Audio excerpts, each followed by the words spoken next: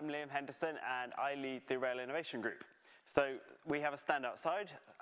We are a community that tries to bring together younger rail people and tech startups to try and make rail a bit more accessible to startups and to become a better informed client and customer. So today I want to talk to you about technology that we think is very important. So can you all put your hand up if you know about blockchain? Good. Well, hopefully I'm not going to insult myself now. So blockchain is a technology you need to know about. It's not coming soon. It's already in use. And you as suppliers need to sort of get ready to sell this technology. So as a Pecha Kucha, I had to come up with 20 slides, 20 pictures as to what blockchain actually was. As you can imagine, there's not very many that actually try and convey the meaning, and more of them are just pictures about how confusing it is or strange, quirky graphics. So I've gone with them.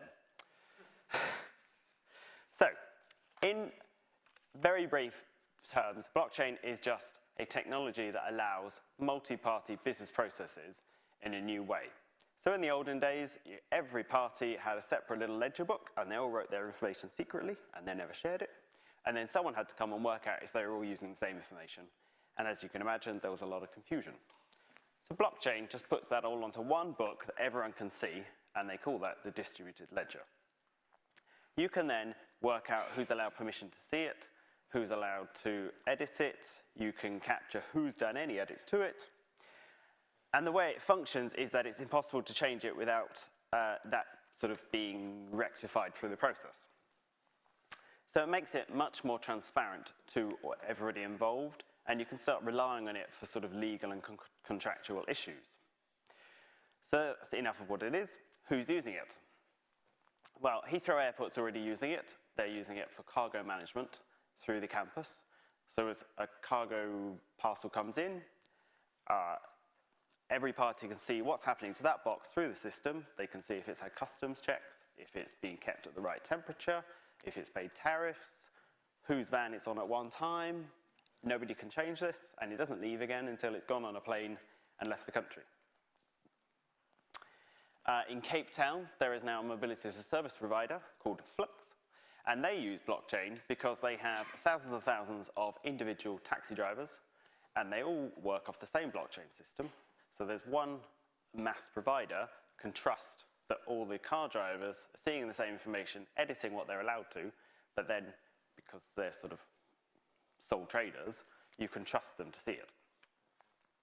In Estonia, the government has put all its land registry onto a blockchain system, again, because you can trust who's editing it. So the UK government very recently signed up to the European Blockchain Partnership. That will happen despite whatever happens today.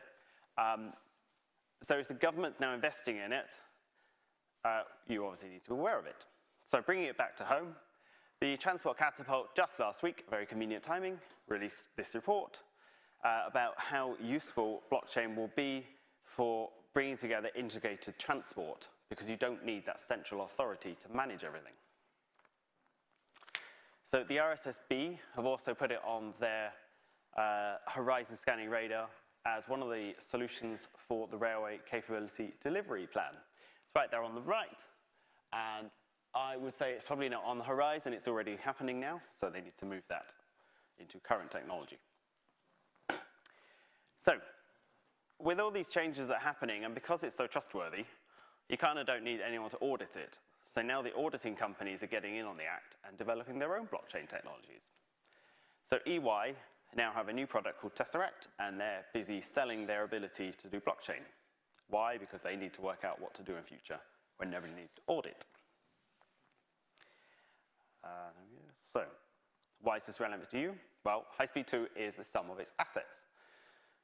So, you already have to do BIM with all your assets. So put that into a blockchain system, and you could work out who's responsible for each asset, who needs to change it, how long it's been there, how long has it run without any problems, when payment is released for it. All you need to do is decide which protocol High-Speed 2 is going to use. Thinking about a tier 1 supplier, for any of you, if you're managing logistics at Euston Station Build, you could integrate the Network Rail logistics, whatever Camden Council are doing, the Lend-Lease, put it all onto one blockchain system, and manage the process through that, and you could then consolidate deliveries easily and work out whose is what and who needs to pay. So the other handy thing you can do is smart contracts. As that crane has been there for 4 months, it releases payment. An asset has worked for 10,000 kilometers without braking, it releases payment automatically. Nobody needs to manage it, it's just all there in the system working. Add in ticketing and fares, and you can, again, without a central authority, you could be transferring payment to whoever has the passenger at that one moment through time, onto local taxi firms, onto buses.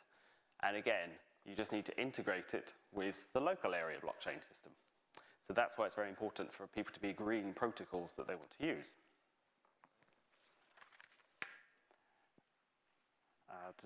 So all of this is possible, and again, it comes down to which protocols you're going to use.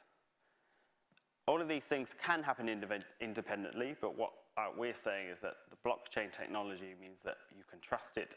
The government has endorsed it. There's a European protocol. So it's being used by the public sector now. How are you going to make sure that your bids in future are compliant with public sector tenders that need blockchain technology? You need the skills. Otherwise, you're going to have to buy your compliancy from EY or someone else expensive. Unfortunately, there aren't that many people who use blockchain systems, and the skills just aren't there at the moment.